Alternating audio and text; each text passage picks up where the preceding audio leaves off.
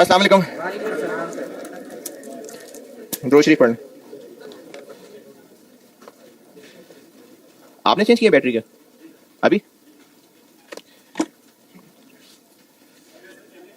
नहीं इसकी कह रहा हूं।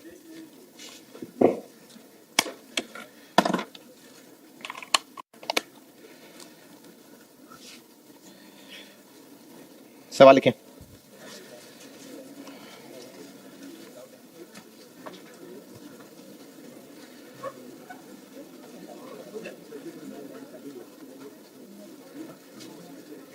कल आखिर में जो बात की थी वो चूंकि आखिर में थी तो कुछ लोग दिमाग बंद कर चुके होंगे, दोबारा बता देता हूं। मैंने कल एक सवाल बोर्ड पे किया था जिसमें एक साल में लॉस आ रहा था और फिर उसकी वैरायटी बदल के सिर्फ वर्किंग वन बोर्ड पे करके दिखाई थी। बात मैंने ये बोली थी कि किसी साल अगर लॉस है तो उसका ट्रीटमेंट बाय डिफॉल्ट वो है जो पहले सवाल में किया था। क्या किया था? अगर सवाल में क्लियरली कहा है ना कैरी फॉरवर्ड का, तो दूसरा वाला ट्रीटमेंट। अच्छा, अब इस सवाल में मैं आपको एक और चीज वैरायटी दिखाता हूं, फिर टैक्स बहुत है। आप कौन सा बताओ सही?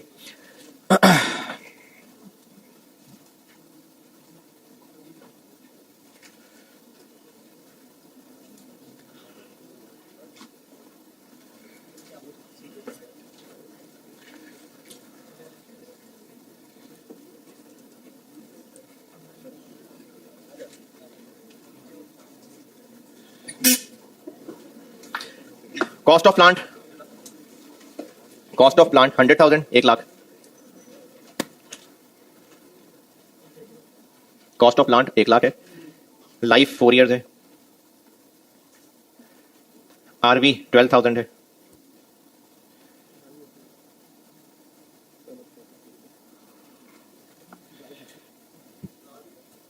आरवी 12,000। ईयर 1 की सेल्स 5,000 यूनिट्स है। it will grow by 10% in year 1, year 2, and 20% in year 3. In year 4 it will decline by 5%. Year 1 में 5,000 है, फिर ईयर 2 में वो 10% ग्रो करेगी, फिर ईयर 3 में 20% ग्रो करेगी, फिर ईयर 4 में 5% डाउन आएगी। सेल प्राइस पर यूनिट 25 रुपए। वेरिएबल कॉस्ट्स 40%, 40%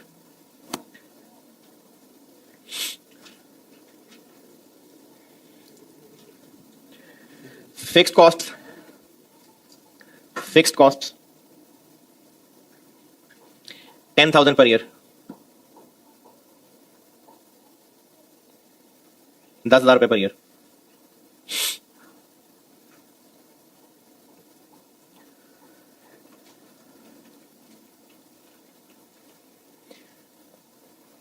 $5,000 रुपए हैव बीन इनकर्ड। अगला सेंटेंस है 5,000 have been incurred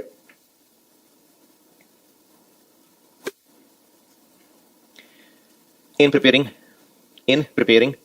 feasibility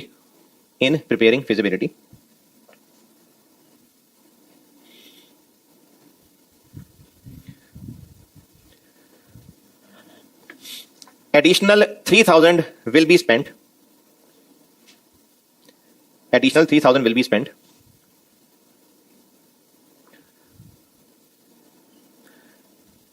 on further investigation before purchase of plant if purchase decision is finalized। यानी अगर हमने फैसला किया कि प्लांट खरीदेंगे तो फिर 3,000 फौरन और खर्च करना पड़ेगा।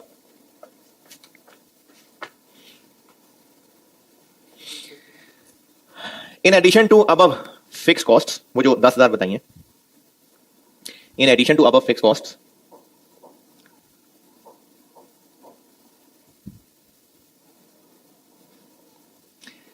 allocation of allocation of centralised fix cost. Centralised की स्पेलिंग नहीं आ रही तो शर्मिंदा ना हो, कॉमन लिख लें, कॉमन फिक्स कॉस्ट है, कॉमन की भी नहीं आते, चलो। Allocation of fix cost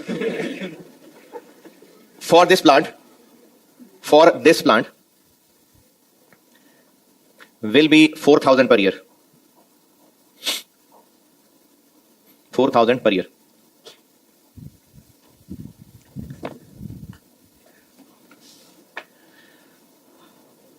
A special machine will also be needed. A special machine will also be needed for this plant. यानी इस प्लांट की सपोर्ट के लिए फिर हमें एक मशीन भी चाहिए होगी, which will be obtained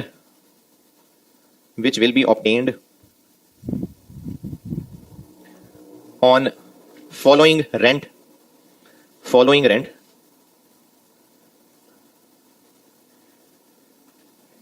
payable at start of year. Following rent payable at start of year. Year 1 का 8,000, ईयर 2 का 8,800, ईयर 3 का 9,900 और ईयर 4 का 10,500। 8,000, 8,800, 9,900 और 10,500। Tax depreciation 25%, tax depreciation 25%। और इसी पेज पे कहीं नुक्कड़ में लिख लें कि tax depreciation by default reducing balance पे होती है। अगर कह दिया स्ट्रेट लाइन तो स्ट्रेट है, वरना बाय डिफॉल्ट रिड्यूसिंग बैलेंस होती है। टैक्स डेप्रिसिएशन रिड्यूसिंग बैलेंस पे होती है। और हाँ, ये जो मैंने टैक्स डेप्रिसिएशन का है, इसके पीछे कहीं जगह है तो लिखे normal tax depreciation. Normal tax depreciation 25% है। इनिशियल अलाउंस 10% है। इनिशियल अलाउंस 10% है। नॉर्मल डेप्रिसिएशन 25% है और इनिशियल अलाउंस 10% है।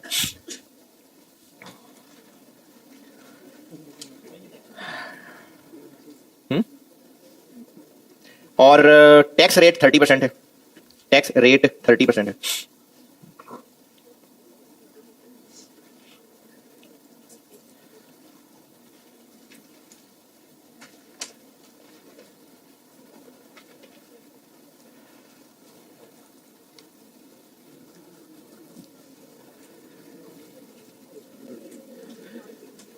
Cost of capital 15%।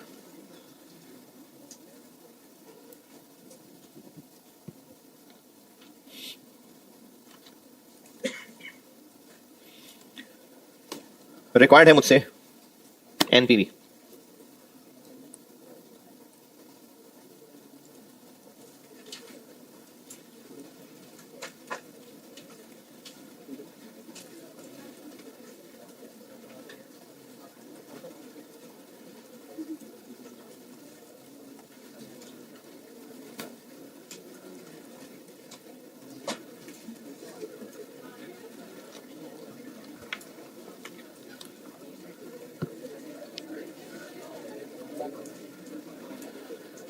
Tax next year है, नहीं तो पर सेम ईयर ही होगा।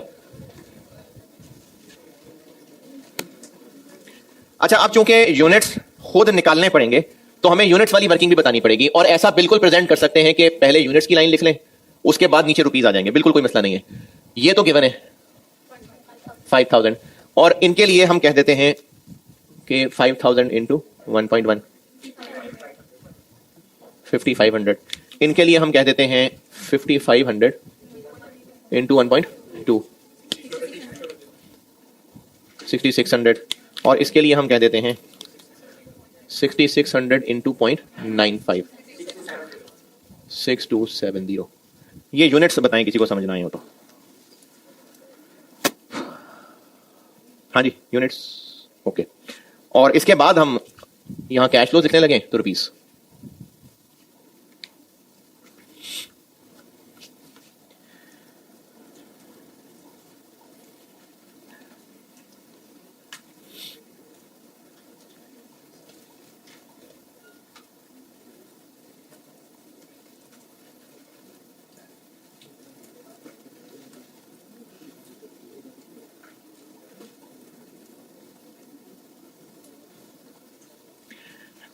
सेल्स सेल प्राइस है 25 रुपए, तो यूनिट्स हम ऊपर निकाल चुके इनटू 25।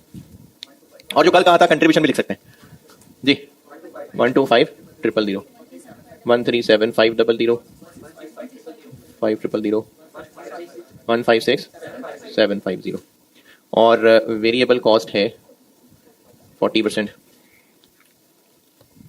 सेल्स का 40%।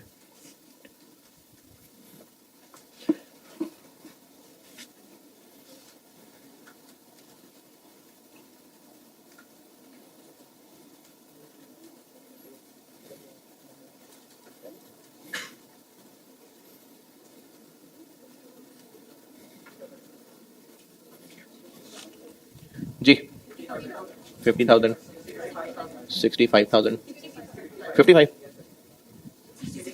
66,000 67 62700। फिक्स कॉस्ट कौन सी वाली लिखें, 10,000 या वो 4,000 भी, बस सिर्फ 10,000। वो चूंकि एलोकेटेड है यानी वो खर्चे पहले भी होने ही होने, बस जिस तरह वो कॉस्ट में डिपार्टमेंट्स को एलोकेट होते थे कॉमन खर्चे, तो वो भी इस प्लांट के एलोकेशन में आ जाएगा, वरना वो सेंट्रली हुआ करता होगा। और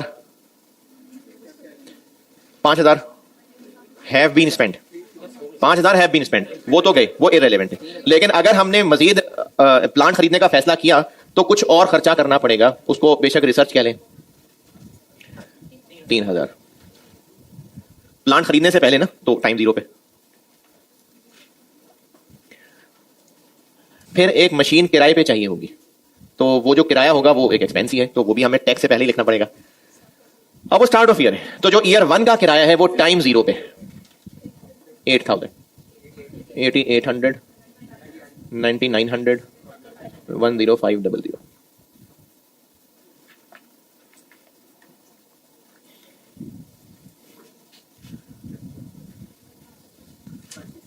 56,200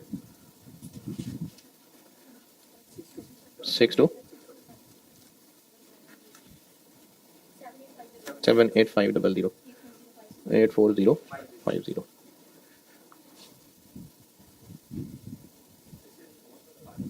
जी जी, प्लांट वाली लाइन वो एक्सपेंस नहीं है ना, उसको अलग रखेंगे, और एक दो दिन में आपको मैं वर्किंग कैपिटल एक चीज पढ़ाऊंगा, उसको अलग रखेंगे। बाकी सब चीजें टैक्स पर है। प्लांट की कॉस्ट में क्यों आएगी? हम हो सकता है सप्लायर के बारे में और इन्फॉर्मेशन इकट्ठी कर रहे हो, मार्केट सर्वे कर रहे हो, इन्वेस्टिगेशन कर रहे हो, तो ये प्लांट की कॉस्ट में थोड़ी ऐड होगा। हाँ, अगर प्लांट का कैपिटल एक्सपेंडिचर होता तो फिर जरूर प्लांट में ऐड करते।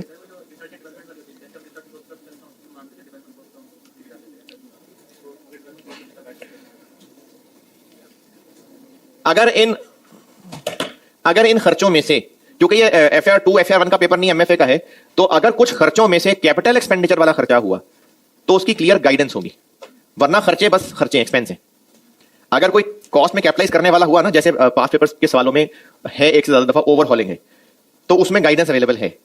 तो इसलिए अगर कोई कैपिटल एक्सपेंडिचर होगा जो प्लांट की कॉस्ट में ऐड होना होगा तो उसकी गाइडेंस होगी, क्योंकि स्टैंडर्ड्स का नॉलेज तो यहां नहीं टेस्ट हो रहा होगा। तो अगर कोई स्पेसिफिकली नहीं है कैपिटल एक्सपेंडिचर, तो बस सब खर्चे एक्सपेंसेस ही हैं, मतलब टैक्स से ऊपर ऊपर आएंगे सारे। हाँ हाँ, क्योंकि टैक्स प्रॉफिट पे लगना है, तो प्रॉफिट में तो इनकम एक्सपेंसेस आने हैं।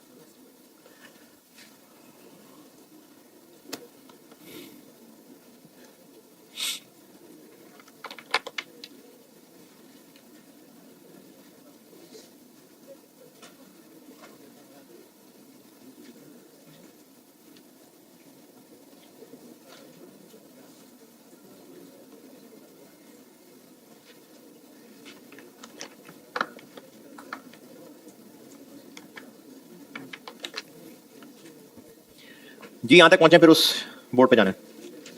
चले टैक्स पे आते हैं।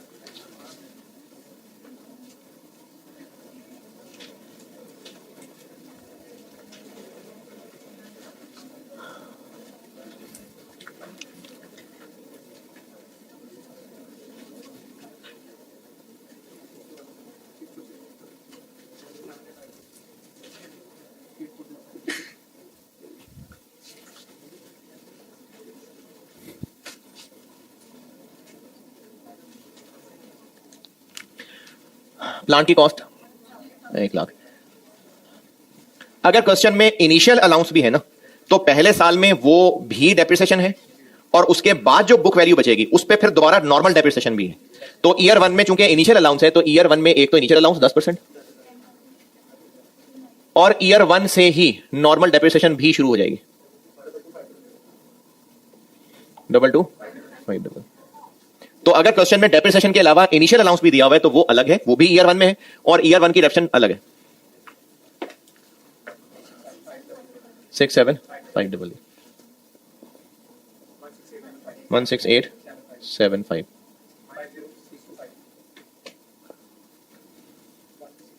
12 3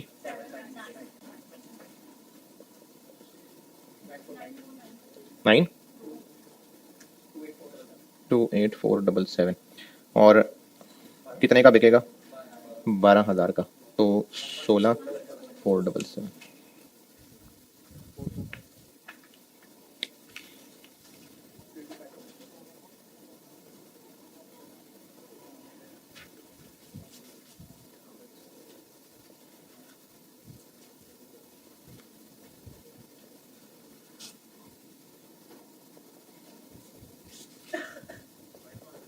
क्या जी?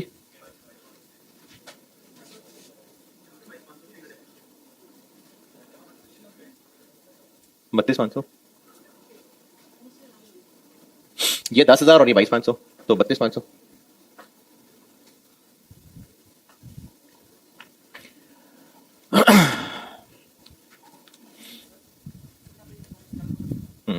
यहां तक पहुंचे फिर जवाब देता हूं कि 11,000 का क्या करें।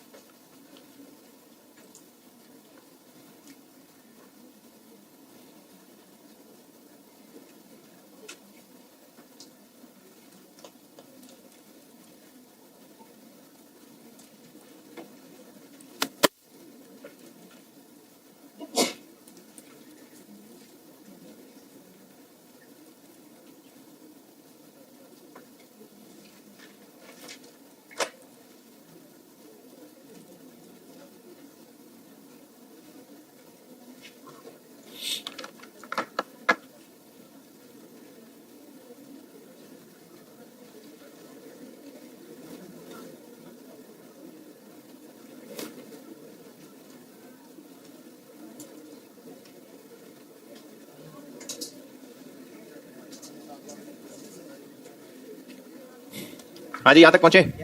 अच्छा, अब ना मैं ये 11,000 समझाता हूं। यहां तक नोटेड, तो फिर मैं चलूँ आगे। यहां तक बताएं बेटे, पूछना कुछ तो।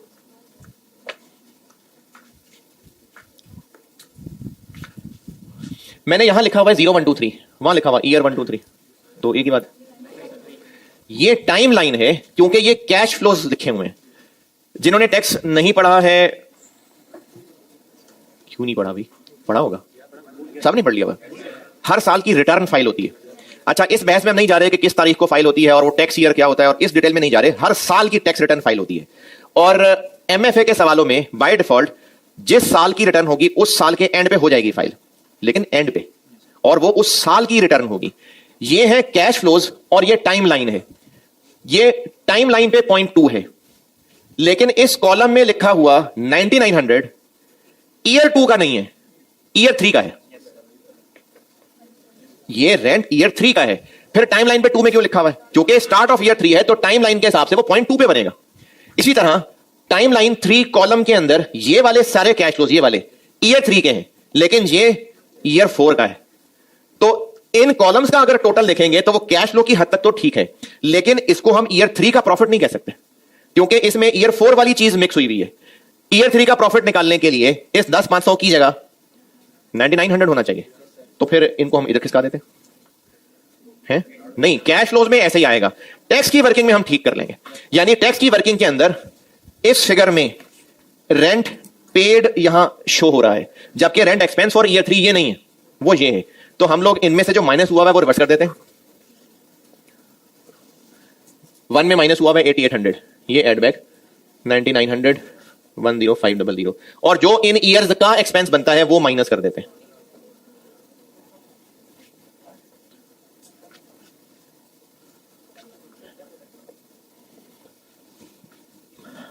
नहीं डेफर्ड नहीं, करंट टैक्स ही है। नहीं ऐसे अल्फाज ना इस्तेमाल करो, डेफर्ड टैक्स को ना लाओ। वो उन्होंने FR2 में नहीं पूछा तो अब MFA में डेफर्ड टैक्स में आ गए।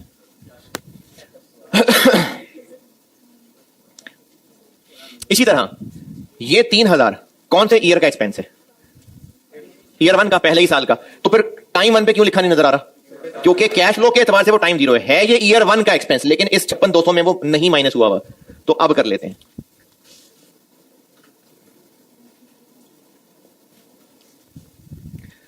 जी, तो ये कैश बेसिस ही है। अगर आपको ये रेंट पेड और एक्सपेंस का वर्ड कंफ्यूज कर रहा है तो चले मैं इसके वर्ड से हटा के आपको पेड ही बता देता हूं। ये 9900 किस ईयर में पे हुआ है? किस ईयर में? अच्छा चले, अच्छा ये बाकी लोग भी सुने भी हो सकता है और भी किसी को मसला हो। Year 3, year 4। सवाल यह है कि रेंट तो पेमेंट बेसिस पे ही टैक्स होता है। ज्यादा टैक्स की गहराई में उतरने लगे, लेकिन चलो आपने टैक्स पढ़ा हुआ है चूंकि।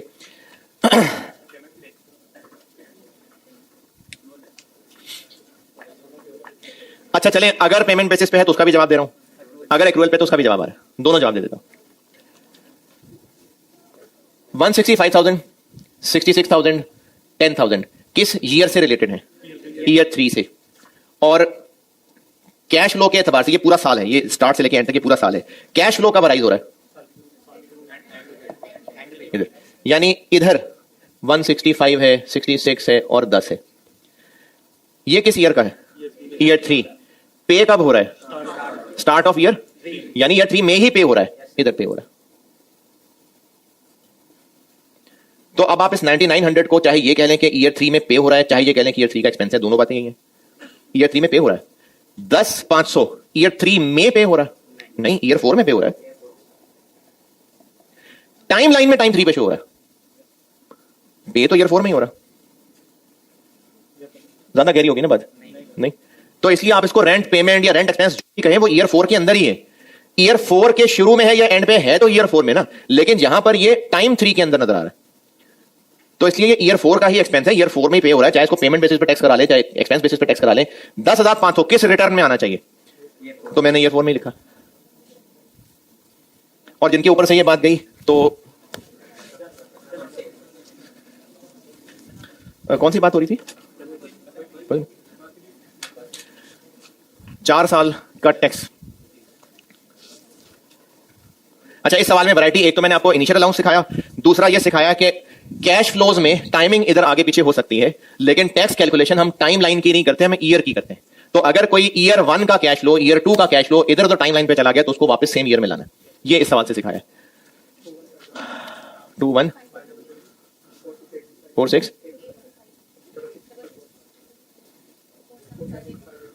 58 1 टैक्स आ जाएगा 30%। 6450 140 48 199 33 14274।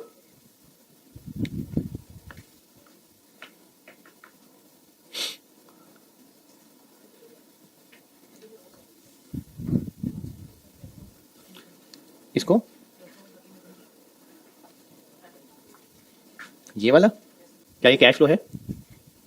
कैश फ्लो तो आरवी है। सवाल ये है कि ये जो लॉस ऑन डिस्पोजल है, अच्छा एक खुद ही से सवाल, अगर ये 32,000 होता तो गेन ऑन डिस्पोजल आ जाता कोई 4,000 के आसपास, तो यहां पर माइनस की बजाय प्लस लिख देते, वो कैश फ्लो। कैश फ्लो तो आरवी है, कैश फ्लो कॉस्ट है और आरवी है। बाकी डेप्रिसिएशन और गेन लॉस ऑन डिस्पोजल ये कैश फ्लो थोड़ी है, ये तो प्रॉफिट की कैलकुलेशन में इस्तेमाल होने वाली चीज है। कैश फ्लो दो है, शुरू में कॉस्ट और एंड पे आरवी। तो अब चाहे ये लॉस ऑन डिस्पोजल है चाहे गेन ऑन डिस्पोजल है, ये कैश फ्लो नहीं है। X 6450 14048 19933 14274। और अब आ जाएगी प्लांट की लाइन 1 लाख और 12,000। चले एनपीवी निकाल दें।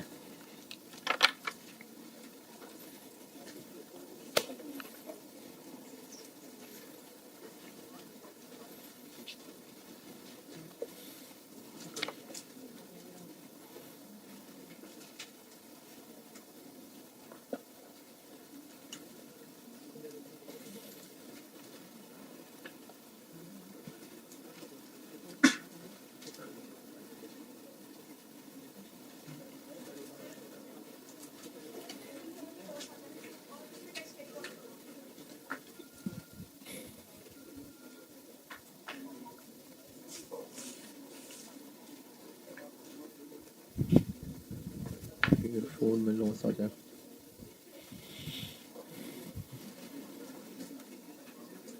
सारे ईयर में लॉस कैरी फॉरवर्ड होता जा रहा हूं या चौथे साल में लॉस हुआ हो? सिर्फ चौथे में।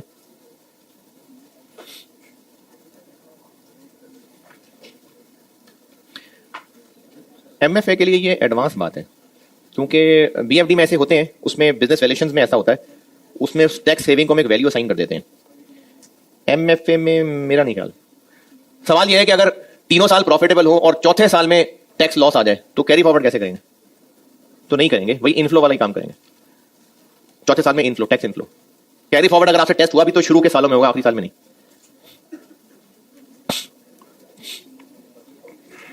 एनपीवी निकालें, फिर इन्फ्लेशन पढ़ाता हूं, कोई मसला नहीं।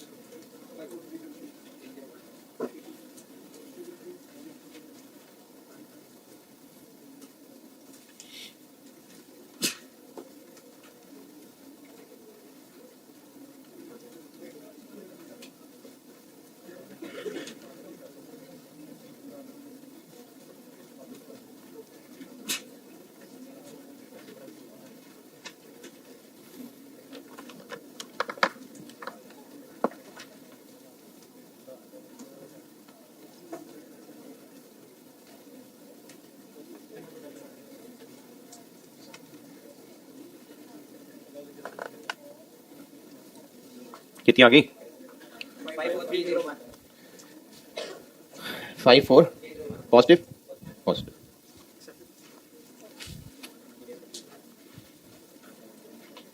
ये वर्किंग नोटेड।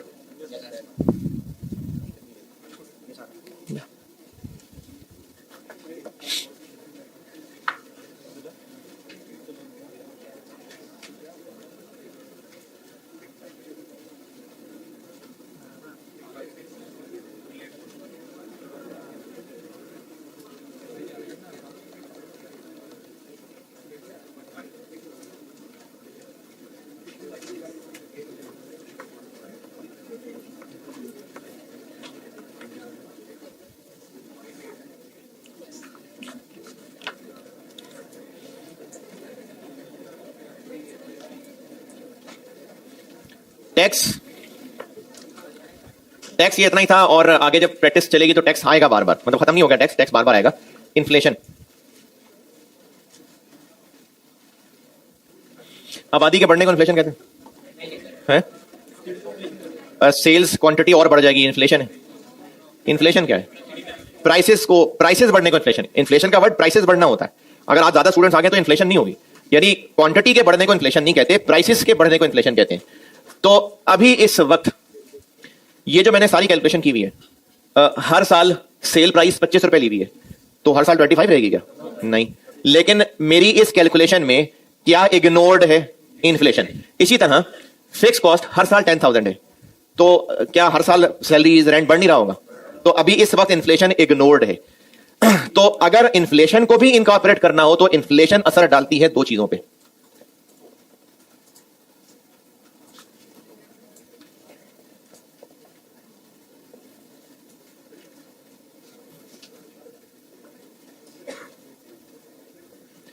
कैश फ्लोज पे असर पड़ेगा इसका, और डिस्काउंट रेट पे असर पड़ेगा। डीसीएफ क्वेश्चन में इन्फ्लेशन का दो चीजों पे असर पड़ेगा। एमएफए में ये टेस्ट होता नहीं है डिस्काउंट रेट, लेकिन सिखाऊंगा तो सही।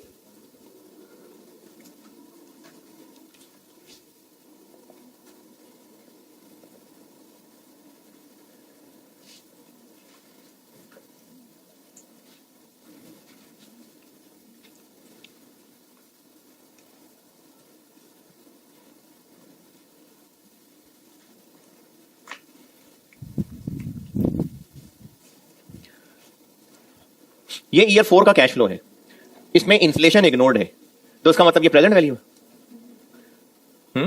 प्रेजेंट वैल्यू नहीं है, प्रेजेंट वैल्यू तो इधर नीचे निकलेगी, बस इन्फ्लेशन इग्नोर्ड है। ये चौथे साल का कैश फ्लो जो चौथे साल मिलेगा, इन्फ्लेशन इनमें इग्नोर करके चलना है या इग्नोर नहीं करना है, ये अलग बात है ये फ्यूचर कैश फ्लोस। ये 156 प्रेजेंट वैल्यू नहीं है फ्यूचर वैल्यू, लेकिन इग्नोरिंग इन्फ्लेशन है। डिस्काउंटिंग इनकी होनी है जो अभी तक कर रहे हैं, इन्फ्लेशन एक अलग चीज है। ये मुझे पता है मेरे इस जुमले से परफेक्टली क्लियर नहीं हो गया, 2-3 क्लासें लगेंगी इसको क्लियर होने में, लेकिन बताता रहूंगा बार बार। तो अभी इस वक्त ये फ्यूचर कैश फ्लोस के एस्टिमेट्स इग्नोरिंग इन्फ्लेशन है, तो इन कैश फ्लोस को कहते हैं real cash flows.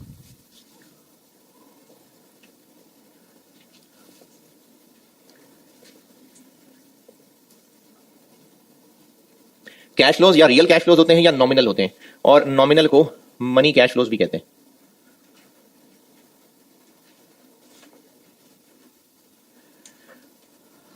Money, nominal या मनी। अगर हम इन्फ्लेशन इग्नोर कर दें तो कल को प्राइसेस कितनी होंगी? जितनी आज है। इसलिए रियल कैश फ्लोज को बेस्ड ऑन टुडेज प्राइसेस भी कहते हैं, बेस्ड ऑन करंट प्राइसेस भी कहते हैं। रियल कैश फ्लोज वो होते हैं जो एस्टिमेट किए जा रहे हैं इग्नोरिंग इन्फ्लेशन।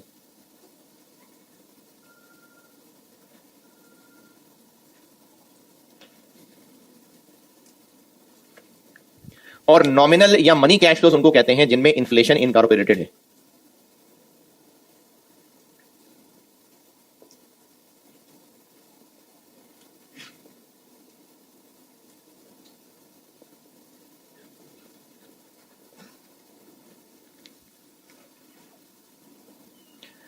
इस बात का मतलब यह है कि अगर हमने ये कैलकुलेशन करते हुए नूर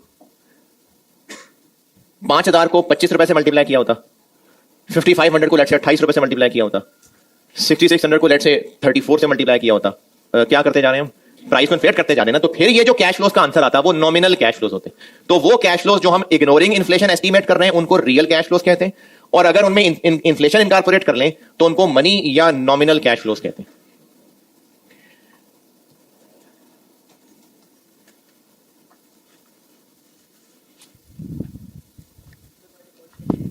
थोड़ी जल्दी है बात, ये बाय डिफॉल्ट बात थोड़ी जल्दी है।